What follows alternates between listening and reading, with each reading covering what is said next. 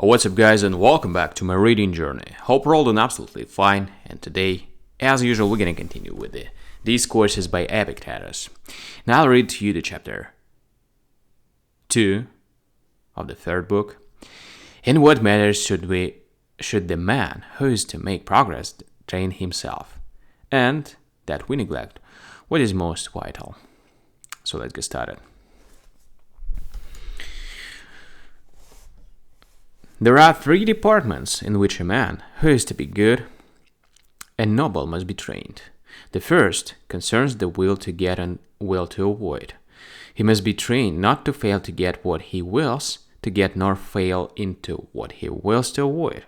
The second is concerned with impulse to act and not to act, and, in a word, the sphere of what is fitting, that we should act in order, with due consideration, and with proper care.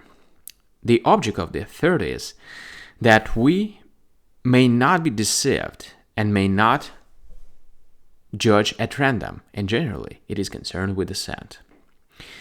Of these, the most important and the most pressing is the first, which is concerned with strong emotions, for such emotion does not arise except when the will to get or the will to avoid fails of its object.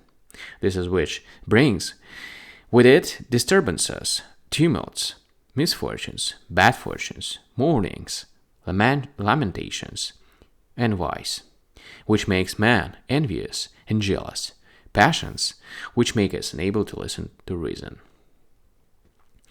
The second is the sphere of what is fitting, for I must not be without feeling like a statue, but must maintain my natural and acquired relations as a religious man, as son, brother, father, citizen. The third department is appropriate only for those who are already making progress, and is concerned with giving certainty in the very things we have spoken of, so that even in sleep or drunkenness or melancholy, no untested impressions may come upon us unawares. This, says a pupil, is beyond us.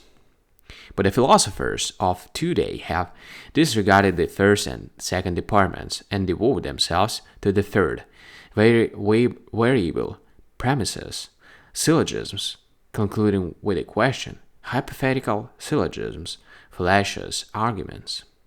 Of course, he says, when a man is engaged in these subjects, he must take pains to escape being deceived.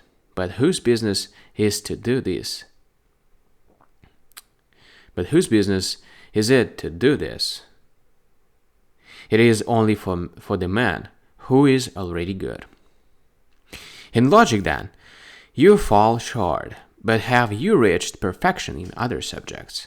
Are you proof against deceit? In regard to money, deceit. In regard to money, if you see a pretty girl, do you resist the impression? If your neighbor comes in for an inheritance, do you not feel a twinge? Do you lack nothing now but security of judgment? Unhappy man, even while you are learning this lesson, you are in an agony of terror, lest someone should think scorn of you, and you ask whether anyone is talking about you. And if someone comes and tells you, we were discussing who was the best philosopher, and one who was there said, there is only one philosopher, so and so, naming you, straightway your poor little 4-inch soul shoots up to 2 cubits. Then if another who is by says, nonsense, it is not worth while to listen to so and so. What does he know? He has the first rudiments, nothing more. You are beside yourself and grow pale and cry out at once, I will show him the man I am. He shall see I am a great philosopher.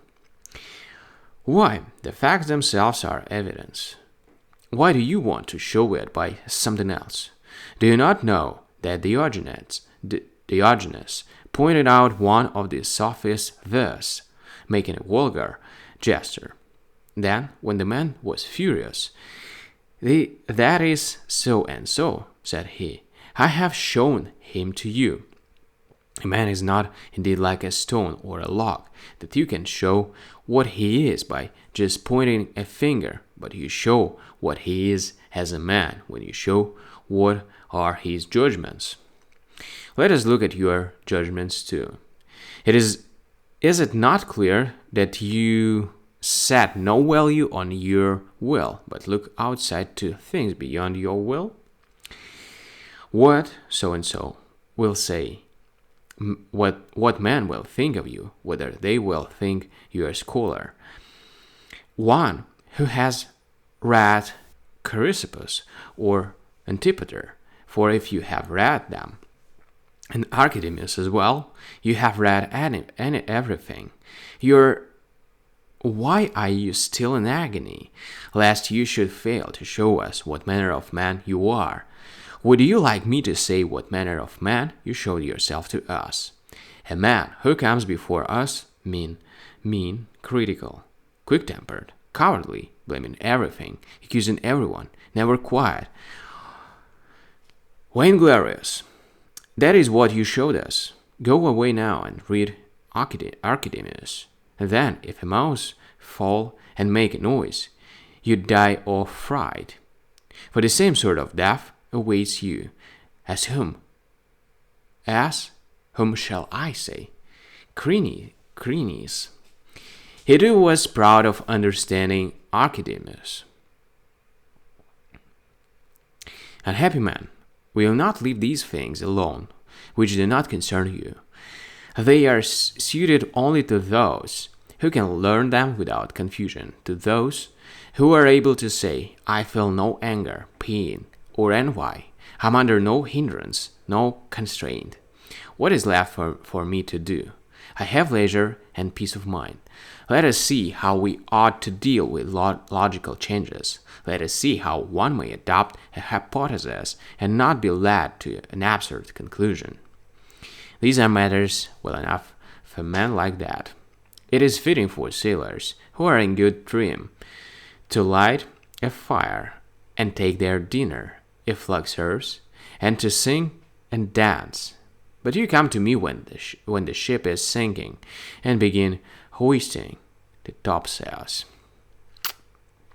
Alright guys, so the reading session is over, and as usual we're going to continue tomorrow. So thank you for joining me today in this video. I'm going to see you tomorrow with the next one. Bye.